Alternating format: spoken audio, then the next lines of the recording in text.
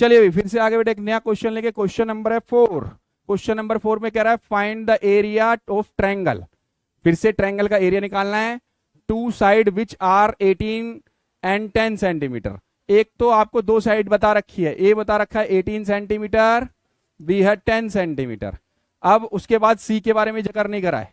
The perimeter is 42। Perimeter को मैंने short में डिनोट क्या किया था, पी। क्या दिया है, 42। अच्छा ये पैरामीटर दिया क्यों है आपको, जिससे आप सी निकाल सकें।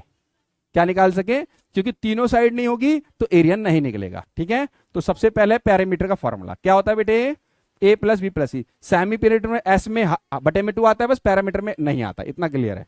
तो पैरामीटर की वैल्यू 42 है, ए की वैल्यू 18, बी की वैल्यू 10, सी। ये दोनों प्लस करो कितना आया बेटा, 28 प्लस सी 42। इसको इधर लाके माइनस कर दो भाई, तो ये हो गया 42 माइनस 28 सी। तो सी की वैल्यू कितनी आ गई बेटा, 14। तो सी की वैल्यू कितनी निकल गई, 14। अब आपको ए भी पता है, बी भी पता है और सी भी पता है, तीनों मिल गए।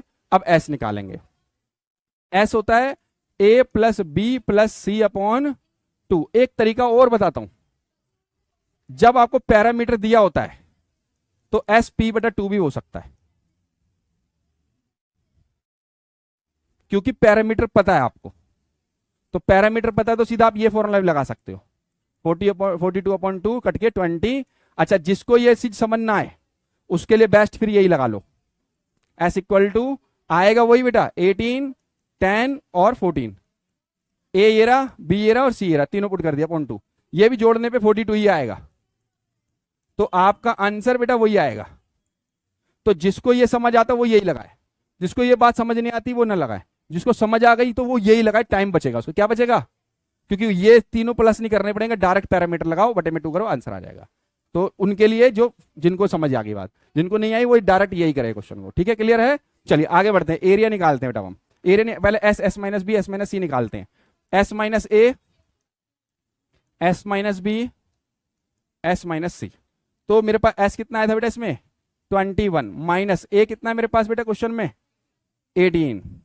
ए है 18, तो ये भी 21 माइनस 10, ये 21 माइनस 14।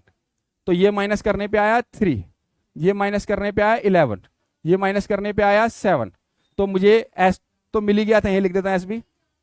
चलिए ये रहा एस, ये रहा एस माइनस ए, ये रहा एस माइनस बी, ये रहा एस माइनस सी। जब चारों मिल गया फिर से एरिया ऑफ क्या लगाएंगे, ट्रायंगल। तो एरिया ऑफ ट्रायंगल